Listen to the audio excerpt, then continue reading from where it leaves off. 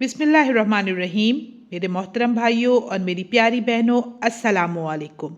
कभी आपने सोचा है कि बाज़ औक़ात दुआएं सिर्फ ज़बान से ही नहीं बल्कि दिल से निकलती हैं तो मोज़ा बन जाती हैं। आज मैं आपको एक ऐसा रूहानी नुस्खा बताने जा रही हूँ जो सिर्फ बीमारियों का इलाज ही नहीं बल्कि रूह की शिफा भी है। ये है दरूद शिफा। ये एक ऐसा दरूद है जिसमें दुनिया और आखिरत की सलामती छुपी है, जिसे पढ़कर ला इलाज मरीजों को शिफा मिली, टूटे दिल जुड़ गए और नामुमकिन मुमकिन बन गया। रसूल अकरम सल्लल्लाहु अलैहि वसल्लम ने फरमाया, जो शख्स मुझ पर एक बार दरूद भेजता है, अल्लाह ताला उस पर 10 रहमतें नाजिल फरमाता है।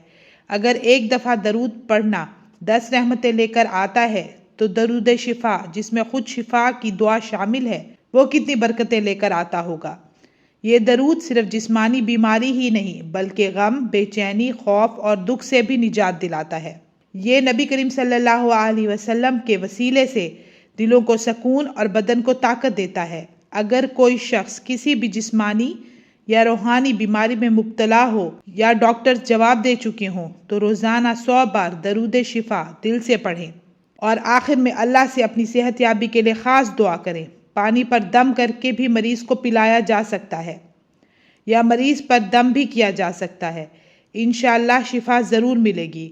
दरूद शिफा वो दरूद है जिसमें वो ताकत है जो हर दर्द को सुकून में बदल देता है, चाहे वो जिस्मानी हो या रूहानी। दिल का दुख हो, जिस्म का दर्द हो या ज़िंदगी का कोई दर्द हो, दरूद शिफा रूह की रोशनी और जिस्म की दवा है।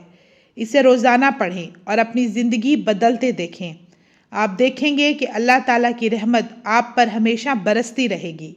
आखिर में मेरी अल्लाह ताला से ये दुआ है कि वो मेरे हर मुसलमान बहन भाई को हर बीमारी, गम और मुश्किल से निजात अता फरमाए। आमीन या रब्बल आलमीन।